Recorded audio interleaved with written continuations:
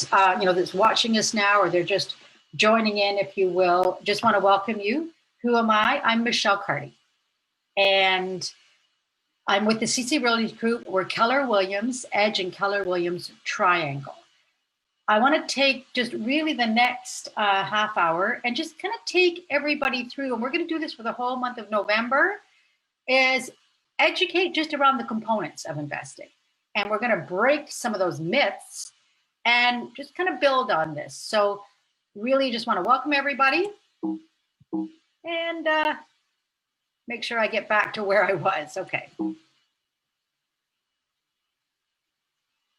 So tonight's going to be me. Mark Purdy's one of our best practice advisors, and Roy Cleves is also one of our best practice advisors. Roy is actually the founder of CC Realty in Kitchener. We've known each other for about 27 years and another story, but I'm going to delve into him in a little bit. Mark Purdy, he does a lot of work with realtors all across Ontario, educating them on investing opportunities, things that they can bring to their clients. So just a few things I want everybody to kind of know over the next 3 weeks, folks. These are the things that I want people to kind of take away. Number one, learning a system that you can follow. I'll be honest, everybody out there wants to sell you something. Okay, you got to get this system and this system and this system. When you come from how those systems are all built and just how much it takes for people to adapt to them, and then I'm coming from background where we really do study how the human brain works, it's not all about the system. It's about making sure you're following what it is, whether that's your $200,000 piece of paper or your generic system, whatever, but you do have to have a system. The system's important. The second is overcoming myths, myth understanding. I see this all a lot. I probably speak to upwards of 30 to 40 people a day. And I'm finding more and more and more. There's so many people that want to, but where do they start? And the myth, there's so much myth in this industry. It really does come down to, but I thought this and I thought that and I thought this. And people, we only know what we know. We don't know what we don't know. So we are going to definitely be breaking a few of these myths. And then the third, power of leverage. So what is that? So having said that, I'm going to move on. So this is a little bit of Roy's words. And one of the things that I've learned, folks, is Roy is he's one of the most professional salesmen I've ever met. I don't know too many people that have been able to do the volume. But what he learned was you can always do more than you think you can. So, and he's got a different story, but he does say this: the best decision that he ever made was to invest in real estate. You guys are more than welcome to go on to Amazon and you can Google The Accidental Real Estate Millionaire. You'll see he's a bestseller, international, across the US and Canada, but that's the number one lesson that he learned. So moving forward now, oh my gosh, do I buy? Do I hold? Or do I sell? So there are advantages of leverage and appreciation that shouldn't, appreciation should not allow a person to ignore the business fundamentals. So I just really want people to know, when you are contemplating on buying a property, whether you have, this is your first time and you're a first-time home buyer, because if you are, you're investing in yourself. All these principles still apply. Or you have a property and you are now starting to think about leverage, and I want to get a property for, it could be your grandchildren, it could be your children, it could be you move in, and there's all different ways. But it still comes down to the same thing, you're investing. So gambling on a property's future price, it isn't the best way to invest in real estate. Says it's speculation, if you will. So to be successful in real estate, especially as an investor, folks, you have to treat it like a business and got to find a way to take the emotion out of it. It's all about the numbers. It's all about the numbers. It's all about the numbers. 90% of net wealth, folks, made their net wealth. Those 1%ers, guess where they made it? 90% made it in real estate first.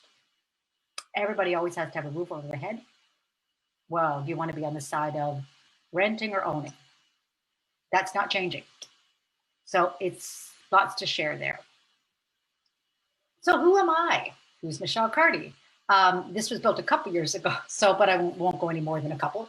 I'm a licensed realtor. I am as a small business owner. I have been in Burlington for now, I think we're about 27 years. Successful investor. My husband and I invested first. And I've got a wonderful, supportive husband, and I've got 3 beautiful girls, 2 adults, and almost 16. So what a little bit about my shy. Now, anytime in life, folks, doesn't matter what you're doing. It's really good to know your why. Why do you get up every day? Why do you do what you do? Because I'll be honest, it's not that I need a lot of money, but boy, oh boy, I definitely do for other choices I have in life and what I wish to do for family, friends, colleagues, business. My big why, what's my story? So my big why, folks, is to really have the success that provides the freedom of choice to live my life where I can help others. And at the same time, I'm going to empower those that I touch with positive energy and help them believe they can change their paradigm.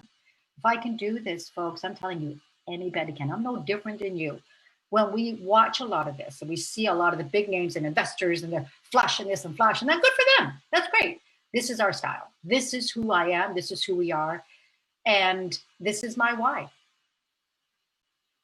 So what did I do? Purchased my first home, my husband and I.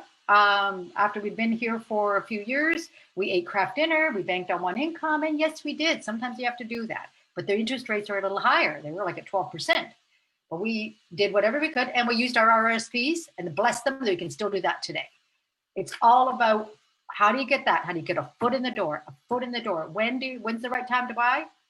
When you can afford to. That's the time. Get in, because it's always going to fluctuate. But over time, I don't see it going down too much.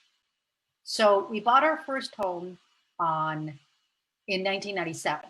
At that time, been in Burlington for a few years. We were starting a family, and I was adamant. No way were we going to be renting. We either buy pre-construction or we're buying an existing home, but we better become homeowners. So that's what we did. In 2003, we purchased a second home. And then in 2004, we purchased our third home, is where we are today. We've been here for about 16 years. And in 2015 is when we bought the first investment property.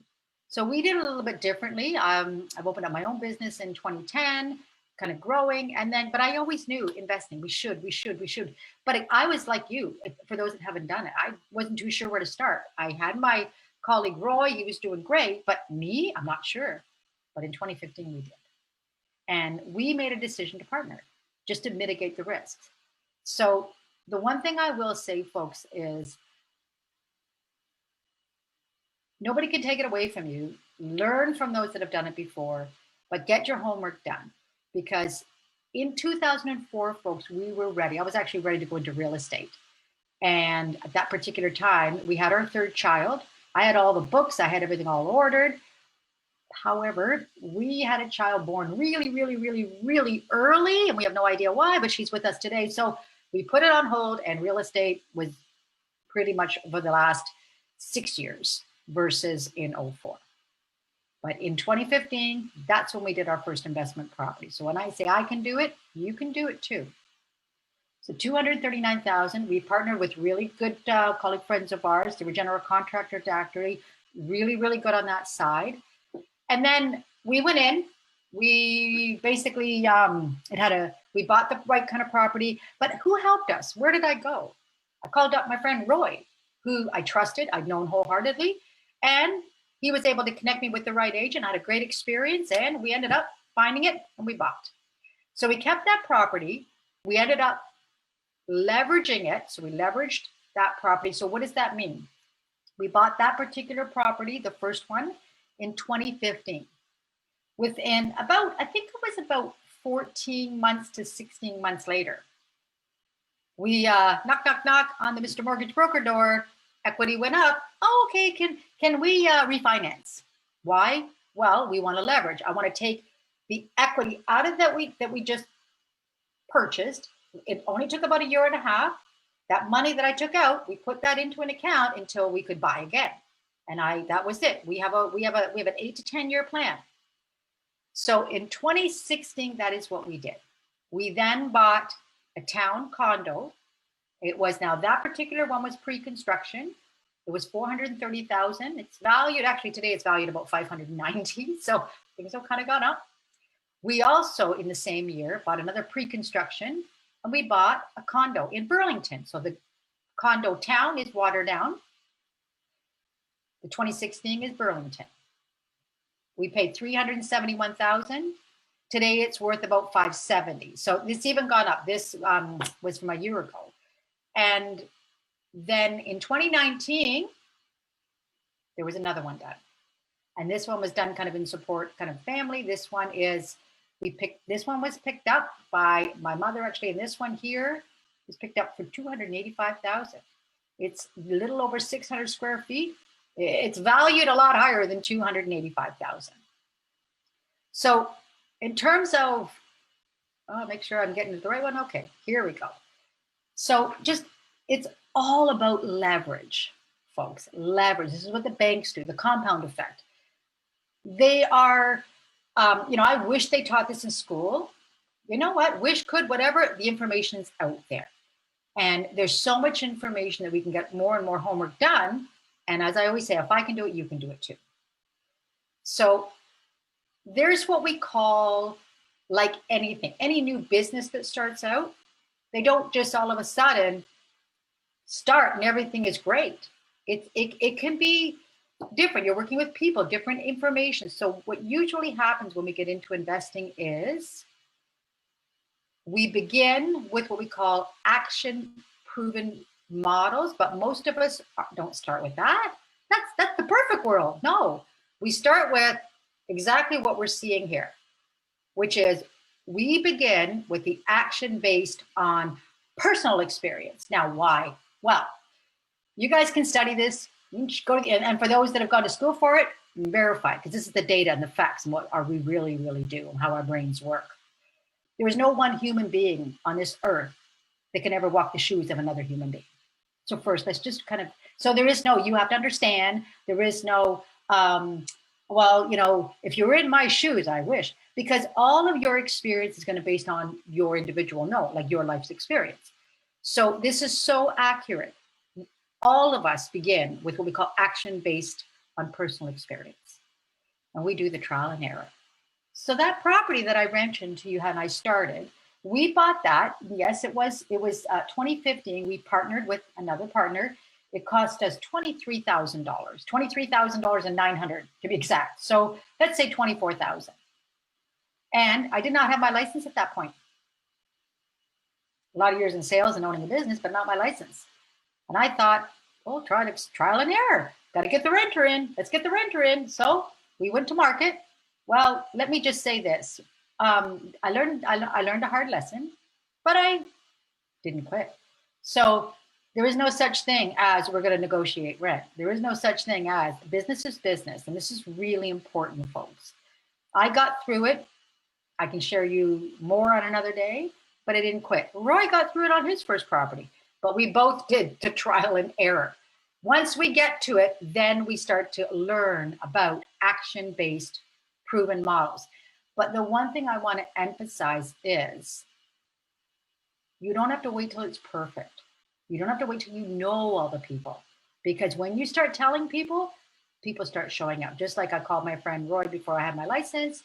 What do I want to, we're thinking about buying a property. Oh, great. Okay. Next thing you know, he connects me with the right people. We get out, we start doing it before we know it. Oh my goodness, we got the property. What do we do from there? And then that was 2015. Folks, we're going into 2021. I achieved a return on investment over those years of over $300,000. More to come. I don't know where I would have made it. So now, if I can do it, anybody can. You don't do it on your own. You do it with people that already bring the experience to the table and they've done it. Now we're going to talk about the myths. So overcoming your myth understanding. So again, folks, I just want to caveat, this originated from Gary Keller, and they're the richest brokerage in the world right now, to my understanding, with 35 countries all over. So folks, there are what we call, there's 8 misunderstandings between your financial, between, I should say, you and your financial wealth. There could be more, but we're going to talk about these 8. So myth number 1, and these are what we call the 3 personal myths. Number 1, I don't need to be an investor because my job's going to take care of me and my financial wealth. Well, I guess over the last few months, we've seen the world turn upside down, and don't know. Will that continue to be? The beauty of it is there's more opportunities now than there ever has. Yes, we might have to retrade. Yes, we might have to redo something different, but there's opportunities out there. Folks, I had a family physician and went back to become a doctor when she was 42 years old. I went back to school and mid 40s. I'm always learning. I know people that have, most success is really when we get into the latter 40s, but that's for other stories, if you will. So just your job, you won't make enough money in your lifetime. Number 2, I don't need to be financially wealthy because I'm happy. There is one of the biggest myths that I have lived, I have seen, and I have worked internationally, folks around the world. There is nothing bad about money. There is absolutely nothing bad about money. Money is good for the good that it can do, because I have a lot of aspirations where I want to do for others, projects. And how does that all happen? Money. So it's beyond me. It's all the bigger picture. It's like Steve Jobs. For those that we've done a lot of study on him. He had the same bungalow house. He didn't but he had such a big why. So again, it's not about, we all need money, folks, because it gives us choice in life. Myth, it doesn't matter if I want or need it, because I just can't do it. You talk to everybody that knows me, and they will, I'm not perfect. I might race, but if I can do it, folks, anybody can do it. It takes me a while. I'm not one that can memorize. It takes me a while, but once I have it, but if I can do it, anybody, I'm no different than you. Because it's all about knowing where you are first. And if you have an interest, you make the start. And so I didn't even read down into the 3. These are myths, folks. So first one, I don't need to be an investor. My job's going to take me. Be it. That's not true. Number 2, I don't want to be financially wealthy because I'm happy. You need to open up your eyes, folks. You want to be financially wealthy, because I'll tell you, God forbid anybody ever were to get ill in your family. And how are you? Because, we live in a wonderful country, but when it comes time to some people, and they may need a little bit more than 24-hour care, you're not putting them into a nursing home. Where are you going to afford it? And I've had that situation happen. So we need to open up our eyes. And number 3, you cannot predict what you can't do until you try it. So the biggest thing they say, thoughts, emotions, act, but success will leave clues so you can get some guidance. 5 more myths. What are these ones? Well, myth number 1, investing is complicated. Well, the truth is, investing is really only as complicated as you make it. And I can speak to this because I didn't until I finally know. And then when I learned how it really worked, I'm like, I did not know this. Myth 2, the best investments will require knowledge most people don't have. The truth, best investments will always be in the areas that you can or already understand.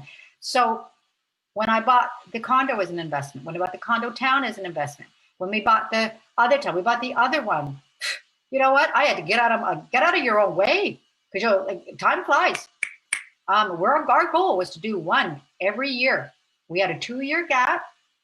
However, personal things can happen in people's lives, but you never quit. We're back on. Now we go forward. Number 3, investing is risky. I'm going to lose money. Well, the real truth about that, folks, is investing by definition is not risky. 4, successful investors are able to time the market. That's a myth. The truth is, in successful investing, the timing will find you. Don't matter if the market's up, down, or whatever. The timing will find you. So just act, Start getting your homework done, let people know what you're doing, start reaching out, but act. Start researching. Last one. Or, yeah, no, the last one, fifth. All good investments are taken. The free market has its share of good investments. And I'm going to say a few things, folks. Right now, there are more opportunities now than I've ever seen. Now, sure, back in the day, we would kind of look at the cash flow of this, but there's all different ways. There is vacancy challenges. Halifax, CC Realty, we're developing out in Halifax. Roy's developing, co-developing with them, and they're doing out there why there's zero vacancy. We really can make a difference. It's just, we got to get out of our own heads, and there's opportunity out there. So, success, folks, leaves clues. Now, I had thought, do I start here or do I continue? So, I'm going to bring this forward a little bit because success does leave clues. Success leaves clues. And this is what happens in real estate. Anything, any kind of investment. Oh my God, my friend did that and so on and so forth. And you know what, that's not really great and da-da-da-da. And oh my God, you really don't want to do that. And oh my gosh, not this. I'm not hearing positive, I'm hearing why? Because they care. But the first thing I want to be able to emphasize is ask these people if they've done it before. Ask them if they've done it. If they've done it and have had a bad experience and quit, that's not success. That's just they quit. The biggest difference between those that succeed and those that don't is you don't quit. It has nothing to do with, okay, I'm perfect. No, we don't quit and we keep trying, we keep adjusting, and we grow. Success leaves clues. I'm walking proof of it in that I followed Roy. We've known each other for 27 years. I watched Roy's early part of kind of life turn it around when he got into real estate, and then what happened.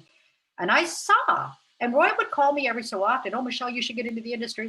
We take different paths. I was going to in 2004. I took a different path. We had a third child that was born under not great circumstances. There was just some medical concerns. And then fast forward that, I finally got in. Why? Because success leaves clues. I followed Roy's success. I knew him as an individual. I trusted him. I knew him as a businessman. I trusted him. I knew my kind of ability. When we made the decision to buy the first investment property, I phoned him up. And I had a great experience. And then it just so happened a little later, well, I might as well take my other business and we'll go into real estate and see how we can grow this. The success leaves clues. Now, this is Roy, folks. I do want to have, because if it weren't for Roy, where would the CC be? We're CC Realty Group South. We're running, growing, and it's a little bit, evolving different, but that's a story another day.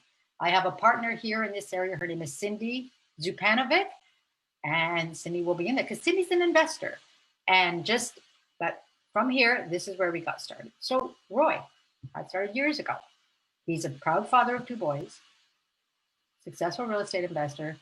I think that's about 19 going on 20 years. Property manager. They manage over 120 properties. We do property management now in Hamilton. We're up in Burlington. And he's a very successful graduate from Wilfrid Laurier. Just an ethical, good person. And his why. Now I'm going to share this a little bit. Roy's why was always about to have a success that provides the freedom of his choice to live a large and meaningful life and to help others through his life. He's helped me. He's helped others. And, a lot of people were sort of, oh, my God, look at this and that. No, let's just look at, we all have to be accountable to what we're doing. This is Roy. And at the same time, he wants to build a legacy for his descendants. And he's on that path. Lots of years here and so on, but just a really beautiful family. A little bit about him. I'm going to move this quick. There he is getting married. And this is a little bit about his story. So we all have a different kind of path where he worked. I'm going to move through this quick, folks, because I want to get into a couple of things that are just want you to walk away with a few more things tonight. But Roy was a successful owner for Jumbo Video in 1998. We didn't really see it coming. And that video started to go down the other way. So by around 2001, 2002, by that there was just more and more in terms of the box stores. There was other stuff coming online, and he just realized, oh, time to sort of get a foot back in the door, different career. So what he did, he ended up buying, they got himself settled with the employment, and they bought himself an investment property. And yes, biting the nails, oh my God, I'm not sure what I just done, but he did it. And I remember, folks, you can't take any of it with you, so you might as well try. So his story was, in 2006, he purchased his first investment property for $124,000, a one-year plan. Today, he still owns that, to my knowledge. 2008, he bought West Meadow for $255,000. He sold it later for $293,000. 2010, he bought properties in Florida. They were $80,000. Shortly after, he started to buy one property a year. So today, folks, Roy's net worth, my understanding, could be in and around that $8 million. About 19, 20 years ago, it was like that. I'll be happy with a couple million, but success leaves clues. Roy today, he owns about 20 properties. His net worth is in and around that, as I said, 8 mil. He does now, I think he's upwards of close to 120 properties. They have close to 2,000 properties sold. They are now formally developing 3 multi-residentials in Halifax. He's also known for what we call the rent to owns. He's in multiple cities. And no, there's not a book coming soon. Everybody that's watching this, go to Amazon, Google in Amazon to search The Accidental Real Estate Millionaire. You'll see Roy's book come up. Get a copy. Get a copy. Because it's a phenomenal story, and it really shows you anybody can do this. And here's a system of paths, success leaves clues. So I've mentioned this before. Money, folks, is good for the good it can do. So we're on a path. We're on a path where down the path we may have 100 million, and we'll be on a 10 million trajectory. Because there's a lot of to do in this world, especially now. And I'm no fear there, but money is good for the good that money can do. The power of leverage. I'm going to stop, folks. Next week, I'm going to have you all back. We will showcase this. Most likely it will be 6 o'clock. It might be 4 or 6, and we'll let you know well in advance on the page. And we'll get into what we call the power of leverage.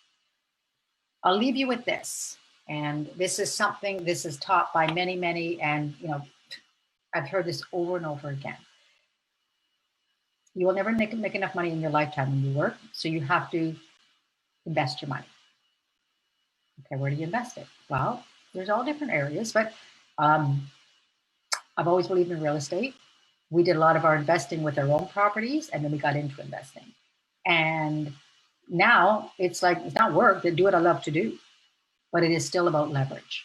When we go to do a property for investment, it's not about, this is money. This is criteria. We follow the criteria.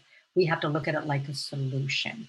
So I will use the least amount of my money. I'll borrow at a lower cost. And it's not about, oh my God, I have the mortgage all paid off. It's about leverage. It's about leverage. So that's next week. There are more myths that we can break. So I just want to thank everybody for watching. Next week, we're going to come back to part 2. And after we've gone through that, the third week, we'll do part 3. And you'll want to follow us, folks, because at the end of this month, we're going to have a few special guests on. They're going to share some of their stories. And again, they're just like you. So on that note, have a very blessed evening. Happy Thursday evening. And have a wonderful, wonderful, safe, wear the masks, wash your hands, weekend. Bye for now, everyone.